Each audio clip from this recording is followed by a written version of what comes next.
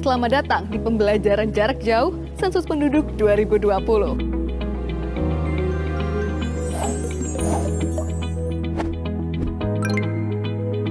Pembelajaran ini diperuntukkan secara umum untuk seluruh masyarakat di Indonesia dan secara khusus untuk petugas sensus dan ketua atau pengurus satuan lingkungan setempat terkecil atau SLS terkecil seperti RT, dusun, jorong, banjar, dan yang sejenis. Apa itu sensus penduduk? Sensus penduduk adalah kegiatan pendataan penduduk yang berlangsung 10 tahun sekali, sebagaimana diamanatkan Undang-Undang Nomor 16 Tahun 1997 tentang statistik. Sensus penduduk 2020 merupakan yang ketujuh selama pelaksanaannya. Pada sensus penduduk kali ini, ada perbedaan jika dibandingkan dengan sensus penduduk yang sebelumnya. Perbedaan tersebut yaitu adanya sensus penduduk online yang sudah berlangsung pada Februari hingga Mei 2020 lalu. Dan sensus kali ini juga menggunakan data dasar dari Dukcapil Kemendagri. Pelaksanaan sensus penduduk 2020 dibagi menjadi dua tahapan besar. Yang pertama, sensus penduduk online yang sudah dimulai dari Februari hingga Mei 2020 lalu dan dilanjutkan dengan kegiatan pendataan penduduk pada bulan September untuk mencatat penduduk yang belum dapat melakukan pengisian sensus penduduk online. Pembelajaran kita pada kali ini akan membahas secara lengkap apa saja yang dilakukan pada kegiatan pendataan penduduk di bulan September. Pembelajaran terdiri dari 3 bagian. Yang pertama, mengenai konsep penduduk. Kedua, pemeriksaan daftar penduduk. Dan ketiga, verifikasi lapangan. Bagi Anda, masyarakat Indonesia, khususnya petugas sensus dan ketua atau pengurus RT atau dusun dan yang sejenis, selamat mengikuti pembelajaran ini.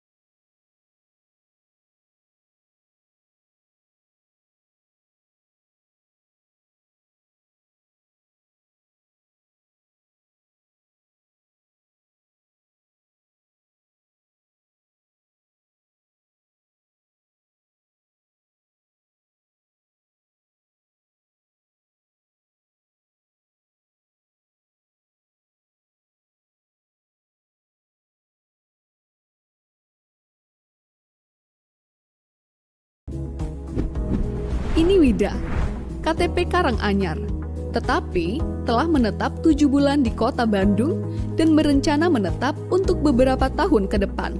Maka, Wida adalah penduduk kota Bandung.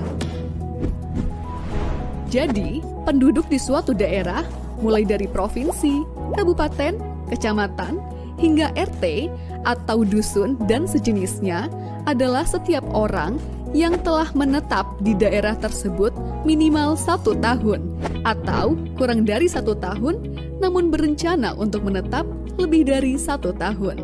Satu lagi yang perlu dicatat, asisten rumah tangga, sanak famili yang menetap, dan bayi yang baru lahir juga dicatat sebagai penduduk di keluarga tersebut ya. Itulah konsep penduduk. Konsep ini berguna untuk menentukan siapa sajakah yang termasuk dan yang tidak termasuk sebagai penduduk di suatu daerah dalam sensus penduduk 2020. Lalu, bagaimanakah gambaran pelaksanaan sensus penduduk 2020? Sebagai gambaran, kegiatan lapangan sensus penduduk 2020 dimulai dengan koordinasi petugas sensus dengan ketua atau pengurus RT atau dusun dan yang sejenisnya atau yang kita sebut sebagai Satuan Lingkungan Setempat atau SLS. Selanjutnya, petugas sensus bersama-sama dengan pengurus SLS melakukan pemeriksaan daftar penduduk.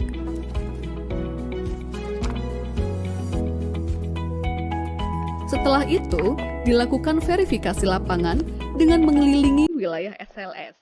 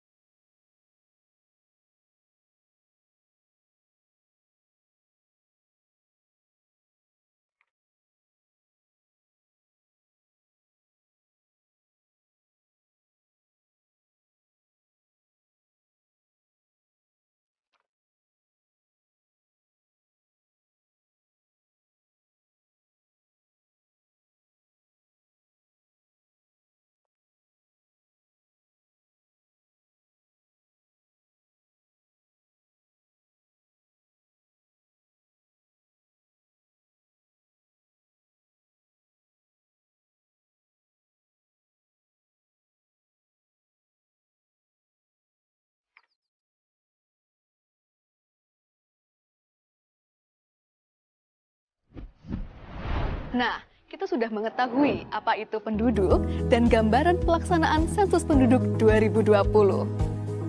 Di video berikutnya, kita akan mengupas tata cara pelaksanaan lapangan sensus penduduk 2020 yang terdiri dari pemeriksaan daftar penduduk dan verifikasi lapangan. Selamat mengikuti ya!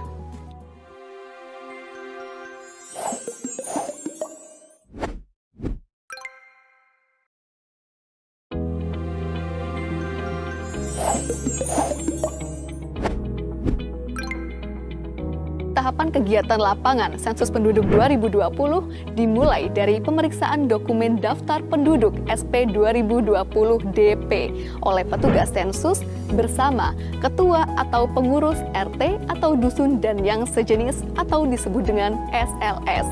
Kegiatan ini di bawah pengawasan Koordinator Sensus Kecamatan atau disebut dengan KOSEKA.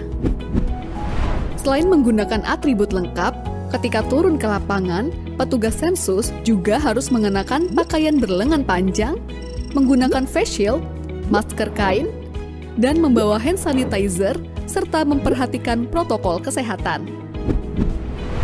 Dokumen yang diperlukan pada tahapan ini adalah SP 2020-DP dan peta wilayah. Pastikan juga membawa alat tulis yang diperlukan di lapangan. Untuk memulai tahapan pemeriksaan DP, hubungi ketua atau pengurus RT atau dusun dan sejenisnya. Sepakati waktu dan mekanisme pemeriksaan DP. Apakah akan bertatap muka secara langsung atau melalui media telekomunikasi yang memungkinkan.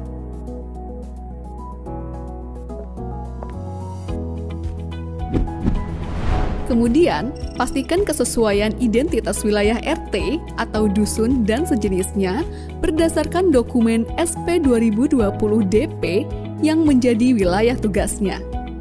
Apabila terdapat perubahan, baik itu pemekaran ataupun penggabungan SLS, laporkan ke Koordinator Sensus Kecamatan atau KOSEKA untuk ditindaklanjuti kemudian.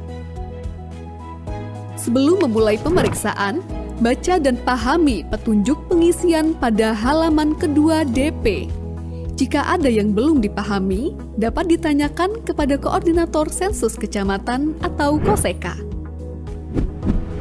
Selanjutnya, mari mengenal dokumen daftar penduduk atau SP 2020 DP. SP 2020 DP adalah instrumen utama pada sensus penduduk 2020 yang berisikan nama-nama penduduk yang akan diperiksa keberadaannya oleh petugas sensus bersama dengan ketua SLS.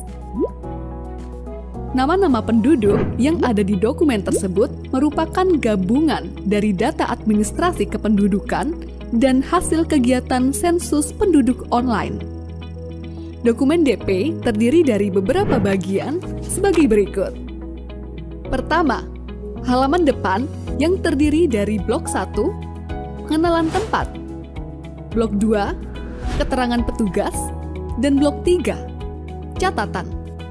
Pada blok 1 terdapat kotak nama SLS atau non-SLS di lapangan yang berisi nama SLS sesuai dengan nama wilayah di lapangan.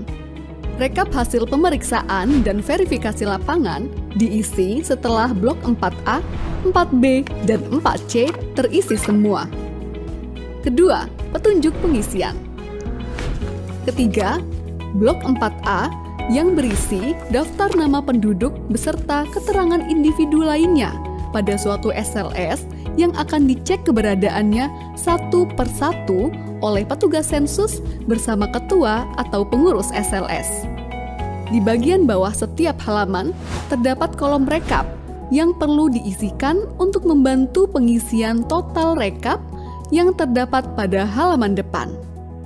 Keempat, blok 4B yang berisikan nama-nama penduduk yang data individunya perlu dikonfirmasi. Data tersebut adalah jenis kelamin, tanggal lahir, atau NIK. Kelima, terdapat blok 4C yang berupa daftar kosong untuk mencatat nama-nama penduduk di SLS tersebut yang belum tercetak di blok 4A. Selanjutnya, blok 5 yang digunakan untuk mencatat penduduk pada DP yang dinyatakan meninggal. Terakhir, terdapat surat pernyataan yang diisi ketika ketua atau pengurus SLS tidak dapat mendampingi petugas sensus dan menugaskan orang lain dalam melaksanakan kegiatan lapangan sensus penduduk 2020. Untuk memperjelas pengisian, mari kita bicara tentang beberapa contoh kasus di lapangan terkait pemeriksaan DP. Pak Aji dan keluarga tercantum di dalam DP RT 1. Pada saat pemeriksaan DP, Ketua RT 1 mengkonfirmasi bahwa benar Pak Aji dan keluarga tinggal di RT 1 dan tercatat tinggal di alamat yang sama pada KTP atau KK mereka. Maka petugas memberi centang pada kolom 9 untuk setiap anggota keluarga. Sedangkan Pak Budi dan keluarga juga tercantum di dalam DP RT 1. Tetapi Ketua RT menyatakan bahwa Pak Budi dan keluarga memiliki KTP dan KK dengan alamat di wilayah lain. Maka petugas memberi centang pada kolom 10 untuk setiap anggota keluarga. Keluarga Pak Charlie sudah melakukan SP online. Namun, Ketua RT menyatakan bahwa bulan lalu telah pindah ke kota lain. Maka, untuk setiap anggota keluarga, beri tanda centang pada kolom 11. Jangan lupa, coret keterangan jenis kelamin Pak Charlie dan keluarga pada kolom 13 atau 14, sehingga tidak dihitung pada rekap jumlah penduduk berdasarkan jenis kelamin.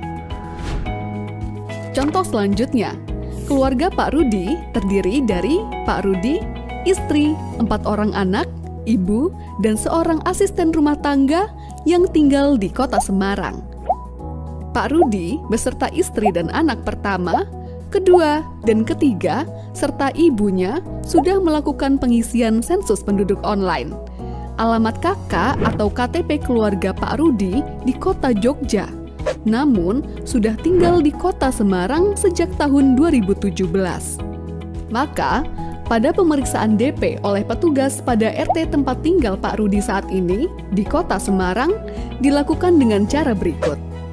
Pak Rudi bekerja di Kota Jogja dan selalu pulang seminggu sekali. Maka, beri tanda centang pada kolom 10. Istri adalah ibu rumah tangga, maka beri tanda centang pada kolom 10. Anak pertama bekerja di Kota Jakarta dan pulang 1 bulan sekali, maka beri tanda centang pada kolom 11 dan jangan lupa untuk mencoret isian jenis kelamin pada kolom 13 atau 14. Anak kedua, ketua RT tidak terlalu mengenalnya, maka beri tanda bintang pada kolom nama. Anak ketiga bersekolah di SMP Kota Salatiga dan tinggal di asrama sekolah, maka beri tanda centang pada kolom 10. Setelah pemeriksaan anak ketiga, ketua RT memberi informasi bahwa istri Pak Rudi baru melahirkan anak keempat. Namun, ketua RT hanya mengetahui nama bayi tersebut. Maka, isikan nama bayi pada blok 4C, lalu lengkapi keterangan lainnya pada tahapan verifikasi lapangan. Orang tua Pak Rudi meninggal sebulan yang lalu, maka beri tanda centang pada kolom 12 dan coret isian jenis kelamin pada kolom 13 atau 14. Lalu, lengkapi isian pada blok 5 SP 2020 DP. Ketua RT memberi informasi bahwa Pak Rudi memiliki seorang asisten rumah tangga yang belum tercantum namanya pada SP 2020 DP. Maka, catat pada blok 4C dan lengkapi isian. Apabila selama pengisian terdapat kesalahan, coret 2 kali isian yang salah. Lalu, isikan isian yang benar. Pada saat kegiatan pemeriksaan DP, sebagian petugas dilengkapi dokumen SP 2020 DPD yang memuat nama penduduk yang tidak diketahui alamat tempat tinggalnya di SLS manapun di suatu desa. SP 2020 DPD juga harus diperiksa oleh petugas sensus bersama ketua atau pengurus SLS. Setelah pemeriksaan daftar penduduk selesai, kegiatan lapangan dilanjutkan pada tahapan verifikasi lapangan yang akan dijelaskan pada video selanjutnya. Sensus Penduduk 2020 mencatat Indonesia.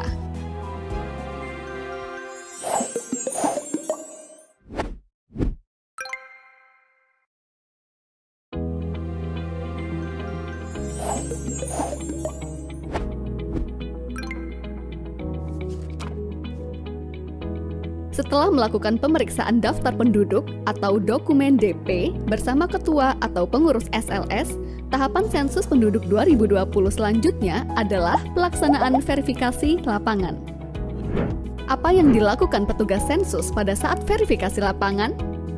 Pada tahapan ini, petugas sensus mengelilingi SLS dengan didampingi oleh ketua atau pengurus SLS untuk memastikan keberadaan seluruh penduduk yang tercatat di dalam daftar penduduk atau DP. Dalam tahapan verifikasi lapangan, petugas sensus membawa dokumen dan alat tulis sebagaimana pada saat pemeriksaan daftar penduduk.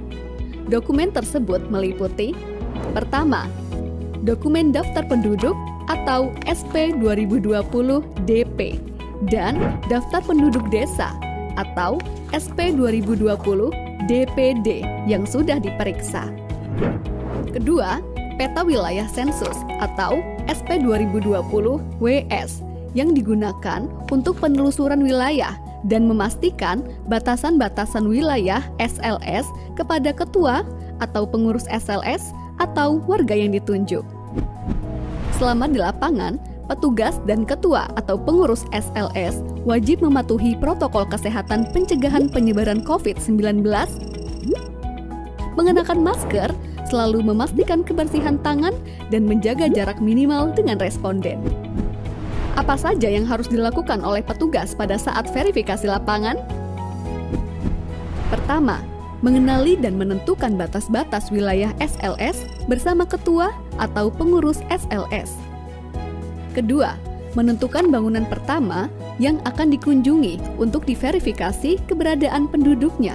Dianjurkan dimulai dari posisi barat daya pada peta. Ketiga, berikan tanda titik atau noktah sesuai posisi rumah tersebut pada peta SP 2020 WS dan sertakan nomor urut di samping noktah tersebut. Keempat, lakukan identifikasi seluruh nama penduduk yang tinggal di rumah tersebut dan sesuaikan dengan nama yang tercantum pada daftar penduduk atau DP. Lalu, salin nomor urut yang terdapat pada peta ke kolom nomor bangunan pada DP. Penduduk yang dikunjungi adalah penduduk yang diragukan keberadaannya oleh pengurus SLS. Apabila pada rumah tersebut teridentifikasi penduduk yang belum melakukan pengisian sensus penduduk online, baik itu seluruhnya maupun salah satu anggota keluarga, silakan drop dokumen C1.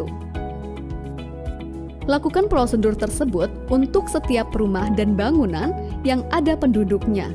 Pastikan tidak ada yang terlewat ya. Apabila ditemukan penduduk yang belum tercantum namanya pada daftar penduduk atau DP, tambahkan dan lengkapi keterangan penduduk tersebut pada DP Blok 4C. Pastikan seluruh kolom terisi. Serahkan dokumen C1 dan isi kolom kontrol dokumen pada DP. Pada saat menyerahkan dokumen C1, beritahu responden untuk membaca petunjuk pengisian terlebih dahulu dan informasikan kapan dokumen akan diambil kembali. Untuk penduduk yang berstatus sudah sensus penduduk online, tetapi perlu konfirmasi, petugas sensus perlu menanyakan informasinya kepada ketua atau pengurus SLS dan menuliskannya di blok 4B. Lengkapi isian rekapitulasi jumlah penduduk pada setiap halaman DP di blok 4A dan 4C. Secara garis besar, kegiatan yang dilaksanakan oleh petugas sensus pada tahapan verifikasi lapangan yaitu 1. Penelusuran wilayah SLS. 2. Melakukan identifikasi setiap bangunan yang dihuni penduduk dan melaksanakan verifikasi penduduk yang tinggal di dalamnya. 3. Mencatatkan nama dan informasi penduduk yang ditemukan di wilayah SLS namun belum tercantum di DP. 4. Melaksanakan rekapitulasi jumlah penduduk hasil verifikasi lapangan. Sekian video pembelajaran Sensus Penduduk 2020. Karena cinta butuh pembuktian dan berpartisipasi dalam Sensus Penduduk 2020 merupakan salah satu bukti cinta kita pada Ibu Pertiwi. Selamat menjalankan tugas wahai abdi bangsa. Sensus Penduduk 2020 mencatat Indonesia.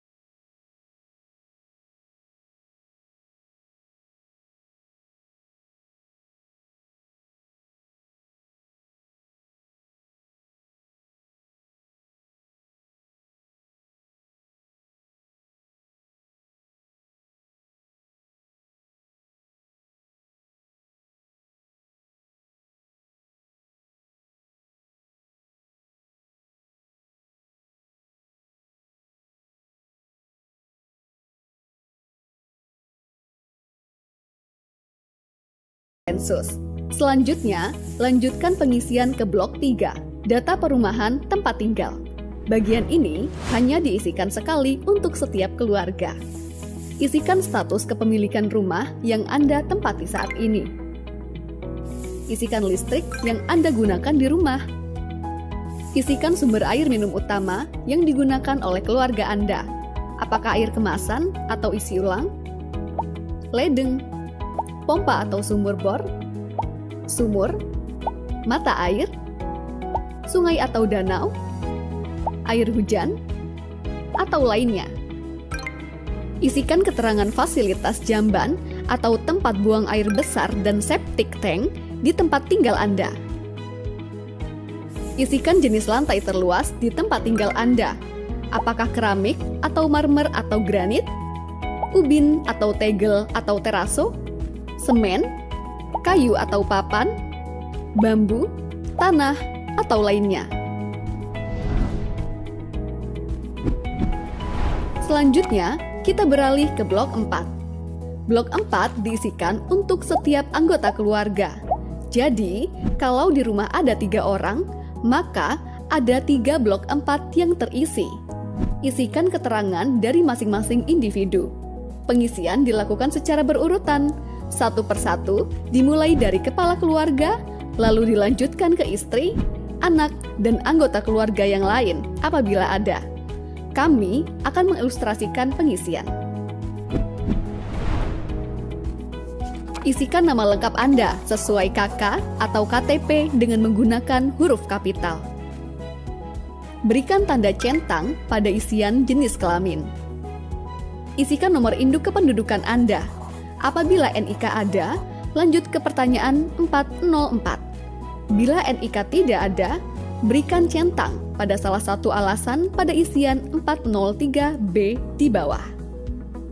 Selanjutnya, apabila alamat tempat tinggal Anda sekarang sesuai dengan tertulis pada KK, beri tanda centang pada kotak Ya. Dan apabila alamatnya berbeda, beri tanda centang pada kotak Tidak. Isikan tempat lahir Anda sesuai dengan provinsi dan kabupaten atau kota kelahiran. Apabila tempat lahir Anda di luar negeri, isikan negaranya. Selanjutnya, apabila tanggal lahir Anda sesuai dengan yang tertulis di KK, beri tanda centang pada kotak Ya. Dan apabila tanggalnya berbeda atau Anda tidak memiliki KK atau KTP, beri tanda centang pada kotak Tidak. Isikan tanggal, bulan, tahun lahir, dan umur Anda saat ini. Selanjutnya, apakah Anda memiliki akta kelahiran dari kantor catatan sipil?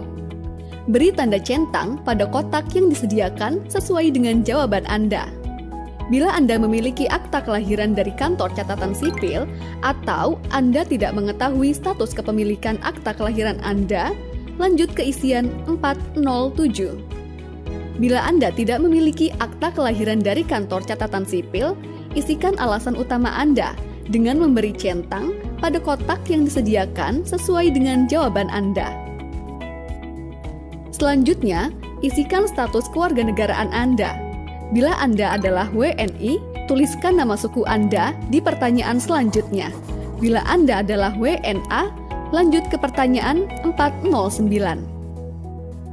Berikan tanda centang pada kotak di samping agama atau kepercayaan Anda. Selanjutnya, isikan status perkawinan Anda dengan memberi tanda centang pada kotak yang tersedia. 1. Pilih belum kawin, apabila Anda belum terikat dalam perkawinan. 2. Pilih kawin, apabila Anda telah terikat dalam perkawinan sah secara hukum, adat, agama, negara, dan sebagainya, baik tinggal bersama maupun terpisah atau oleh masyarakat dianggap sebagai suami istri. 3. Pilih cerai hidup apabila Anda telah bercerai dan belum kawin lagi, walaupun belum resmi secara hukum. Anda mengaku belum pernah kawin, tetapi telah melahirkan anak. 4.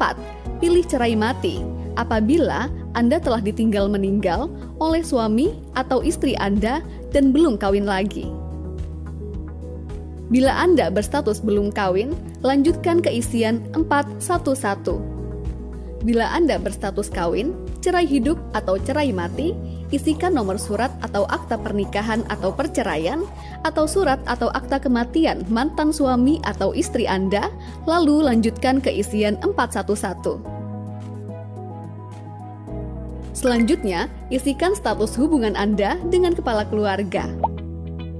Yang dimaksud dengan kepala keluarga adalah seseorang yang bertanggung jawab di keluarga tersebut dan tertera sebagai kepala keluarga di dalam kartu keluarga.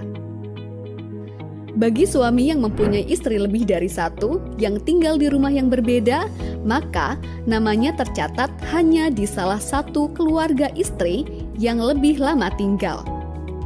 Apabila lama tinggal bersama istri-istrinya sama, catatkan di rumah istri yang paling lama dinikahi.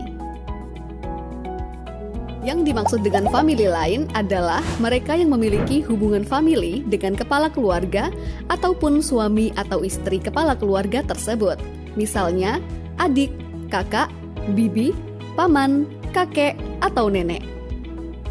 Yang dimaksud pembantu adalah pertama, mereka yang bekerja sebagai pembantu atau sopir yang menginap di keluarga tersebut, yang menerima upah atau gaji berupa uang atau barang. 2. Famili yang dipekerjakan sebagai pembantu dan menerima upah atau gaji. 3. Tukang kebun yang makan dan menginap di rumah majikan. 4. Anak pembantu yang ikut tinggal di dalam keluarga apabila diberlakukan sebagai pembantu. Apabila tidak, maka dicatat sebagai lainnya. 5. Sopir yang menginap di keluarga tersebut dan menerima upah atau gaji. Yang termasuk lainnya adalah mereka yang tidak ada hubungan famili dengan anggota keluarga manapun di keluarga tersebut lebih dari 1 tahun. Selanjutnya, pertanyaan 412A. Apakah tinggal di alamat yang sekarang lebih dari 1 tahun? Jika sudah tinggal selama minimal 1 tahun atau lebih, maka centang ya dan isikan lamanya dalam tahun. Kemudian, abaikan pertanyaan berikutnya. Langsung ke rincian 413. Jika kurang dari 1 tahun, maka centang tidak dan isikan dalam bulan. Isikan pertanyaan berikutnya 412B. Apakah berniat menetap? Selanjutnya, pertanyaan 413. Apakah ijazah atau pendidikan tertinggi yang ditamatkan? Isikan sesuai dengan ijazah tertinggi yang sudah diperoleh. Kita menuju ke blok 5. Sama seperti blok 4, blok 5 diisikan untuk setiap anggota keluarga, namun khusus untuk yang berusia minimal 5 tahun atau lebih. Untuk anggota keluarga yang kurang dari 5 tahun, bagian ini boleh dikosongkan. Pertanyaan 501. Apakah bisa berbahasa Indonesia? Pilih ya jika bisa, pilih tidak jika tidak dapat berbahasa Indonesia. Selanjutnya, pertanyaan 502A. Aktivitas apa saja yang biasa dilakukan? Isian ini bisa dipilih lebih dari 1. Centang ya bekerja jika biasa melakukan pekerjaan. Centang ya mengurus rumah tangga jika juga melakukan kegiatan mengurus rumah tangga. Centang ya sekolah atau kuliah jika sedang menjalani aktivitas sekolah atau kuliah. Centang ya lainnya jika melakukan aktivitas yang lain seperti kegiatan sosial, seperti pos ronda, menjalani hobi seperti berolahraga, atau lainnya, dan tuliskan aktivitas tersebut. 502B. Apakah pensiunan? Pensiunan di sini tidak hanya untuk PNS atau TNI atau Polri, tetapi juga yang pernah bekerja di bidang lain dan saat ini menerima pesangon atau dana pensiun. Selanjutnya, rincian 503. Isian ini diisi khusus untuk yang saat ini sedang bekerja. Isikan pekerjaan yang selengkap-lengkapnya. Berikut contoh pengisiannya. Isikan juga status dalam pekerjaan. Apakah berusaha sendiri atau dengan dibantu pekerja yang tidak dibayar? Apakah berusaha dan dibantu pekerja yang dibayar? Apakah sebagai buruh, atau karyawan, atau pegawai, atau pekerja yang dibayar? Atau apakah pekerja yang tidak dibayar atau pekerja keluarga?